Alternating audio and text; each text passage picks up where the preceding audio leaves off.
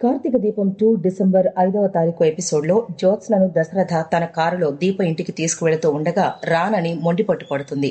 దాంతో దశరథ కారు దిగి కూతురికి ఐస్ క్రీం తినిపించి, నా కూతురు ఒకప్పుడు ఎంతో సరదాగా అల్లరి చేసేది, ఇప్పుడు ఆమె మనసు నిండా స్వార్థం నిండిపోయింది అని అంటాడు. పెళ్లి చేసుకుంటేనే నీ జీవితం బాగుంటుందని దశరథ చెప్పడంతో పెళ్లికి జ్యోత్స్న గ్రీన్ సిగ్నల్ ఇస్తుంది. దాంతో దశరథ ఎంతో సంతోషిస్తాడు. శ్రీధర్ను క్షమించమని కాంచనను కోరగా, నా ప్రాణాలు పోయే వరకు ఆయన చేసిన మోసాన్ని మర్చిపోను అని అంటుంది కాంచన. ఆ మాటలతో శివనారాయణ కంటతడి పెడతాడు. ఇంతలో జ్యోత్స్న, దశరథులు కార్తీక్ ఇంటికి రావడంతో అందరూ షాక్ అవుతారు. దీప నా కూతురని, ఆమెకు పుట్టింటి తరపున సారి తీసుకొచ్చామని దశరథ, సుమిత్ర పట్టుబట్టలు పెట్టి ఆశీర్వదిస్తారు. అలాగే రేపటి నుంచి నువ్వు మా ఇంటికి రానక్కర్లేదని సుమిత్ర చెప్పడంతో కార్తీక్, దీప షాక్ అవుతారు. నువ్వు ఈ ఇంటికొచ్చావేంటి అని జ్యోత్స్నను పారిజాతం అడగ్గా, జరగబోయేది చూడు అని నానమ్మతో అంటుంది జ్యోత్స్న. ఇదంతా గత ఎపిసోడ్లో హైలైట్ గా జరిగింది. తర్వాత ఏం జరిగిందో చూద్దాం. రేపటి నుంచి నువ్వు మా ఇంటికి రానక్కర్లేదని దీపతో సుమిత్ర చెప్తుంది. ఆ మాటలు విన్న జ్యోత్స్న, నువ్వేం మాట్లాడవేంటి అని పారిజాతాన్ని అడుగుతుంది.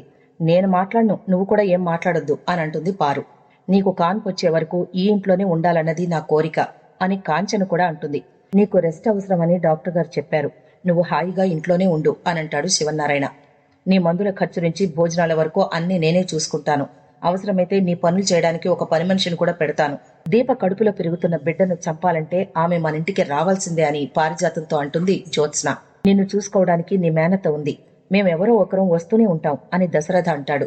ఇదంతా ఎందుకు, దీపే మన ఇంటికొస్తే సరిపోతుంది కదా అని అంటుంది పారు. ఆ మాటలతో శివనారాయణ మండిపడతాడు. దీప జాగ్రత్తగా ఉండాలని డాక్టర్ గారు నీ ముందే చెప్పింది కదా అని అంటాడు. మరి పెద్ద మేడం గారు ఏమంటారో అని జ్యోత్స్నను ప్రశ్నిస్తాడు కార్తీక్. కార్పొరేట్ ఆఫీసుల్లో ప్రెగ్నెన్సీ వచ్చిన ఉద్యోగులకు మెటర్నిటీ లీవ్ ఇస్తారు, ఇది కూడా మెటర్నిటీ లీవే అని అంటాడు దశరథ. బిడ్డ పుట్టి వాడికో సంవత్సరం వచ్చే వరకు దీప మన ఇంటికి రానక్కర్లేదు అని అంటాడు. నేను సెలవు తీసుకోను అని దీప అనడంతో శివనారాయణ సీరియస్ అవుతాడు. నీ గురించి మేమంతా బాధపడుతూ ఉంటే నువ్వు అలా మాట్లాడతావేంటి అని ప్రశ్నిస్తాడు. నీ ఇష్టమే నా ఇష్టం, ఇక్కడున్న వాళ్ళంతా నీ మంచే కోరుకుంటున్నారు, నువ్వేం చెప్పాలనుకున్నావో బాగా ఆలోచించు అని అంటాడు కార్తీక్.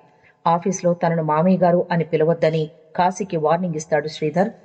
కంపెనీకి కొన్ని పద్ధతులుంటాయి, నచ్చినా నచ్చకపోయినా వాటిని పాటించాల్సిందే అని అంటాడు.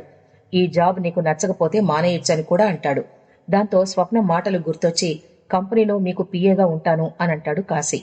మీటింగ్స్ సరిగ్గా ప్లాన్ చేయకపోవడంతో అల్లుడిపై కోపడతాడు శ్రీధర్. ఫస్ట్ డేనే ఇలా ఉందంటే ముందు ముందు నా పరిస్థితి దారుణంగా ఉంటుందేమో అని భయపడతాడు కాశీ.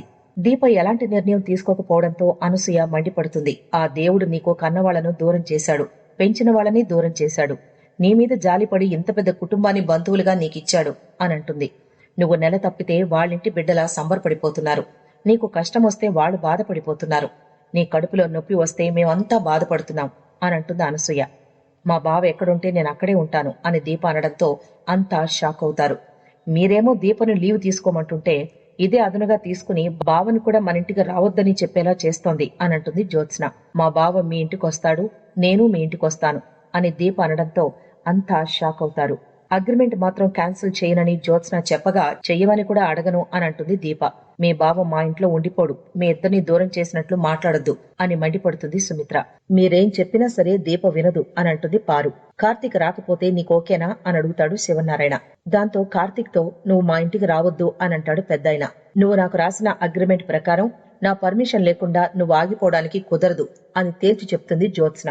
ఆ మాటలతో అంతా షాక్ అవుతారు.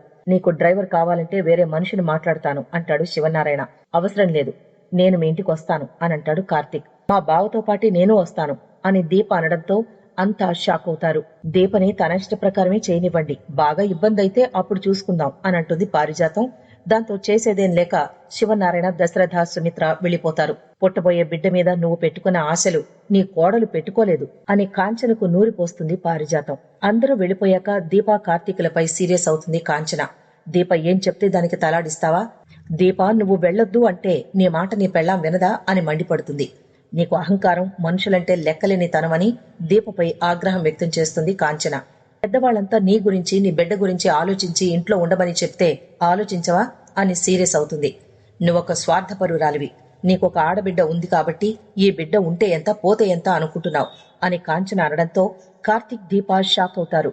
కాంచన మాటల్ని అనసూయ కూడా సమర్థిస్తుంది. మా అమ్మ నా మనవరాలి రూపంలో మళ్ళీ నా ఇంట్లోనే పుడుతుందని ఆశపడ్డాను. దీప నాకు ఆశలు కూడా మిగిల్చడం లేదు అని మండిపడుతుంది కాంచన. నీ కడుపులో పెరుగుతున్న బిడ్డ నా ప్రాణం అని చెప్పడంతో దీప, కార్తీక్ బాధపడతారు. ఇంతటితో ఎపిసోడ్ ముగుస్తుంది.